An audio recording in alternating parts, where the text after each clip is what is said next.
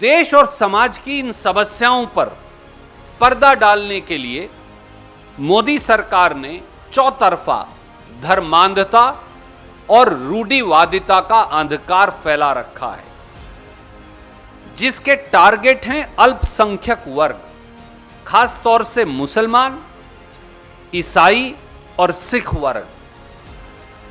रोज नया हिंदू मुसलमान विवाद पैदा कर देश की आंख पर पट्टी बांधी जा रही है।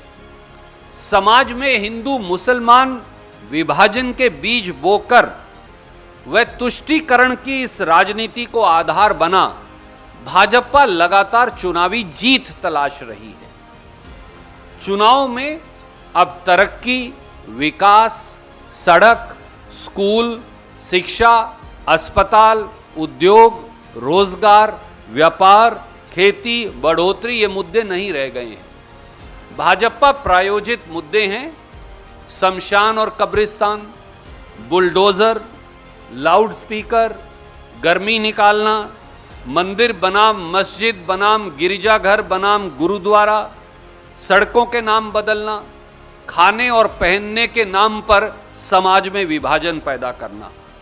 दुर्भाग्य ये भी है, और मुझे ये कहने में हिचकिचाहट नहीं, कि नफरत की इस खेती को परोसने में भारतीय जनता पार्टी ने मीडिया के एक वर्ग को भी शामिल कर लिया है। देश और देशवासियों के सामने यही सबसे बड़ी चुनौती है। क्या देश ऐसे चल सकता है? क्या देश ऐसे तरक्की कर सकता है? क्या देश ऐसे आगे बढ़ सकता है?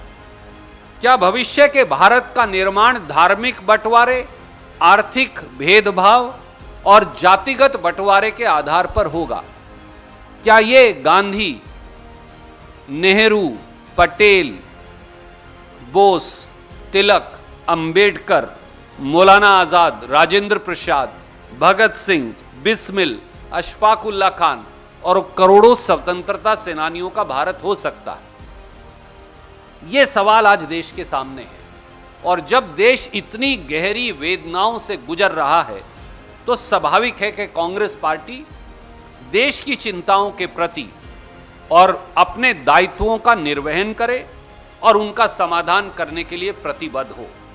हम जानते हैं कि हमें देश की आकांक्षाओं के स्वरूप अपनी संगठनात्मक क्षमता और अपनी संगठनात्मक कमजोरी दोनों को तरमीम करने की आवश्यकता है।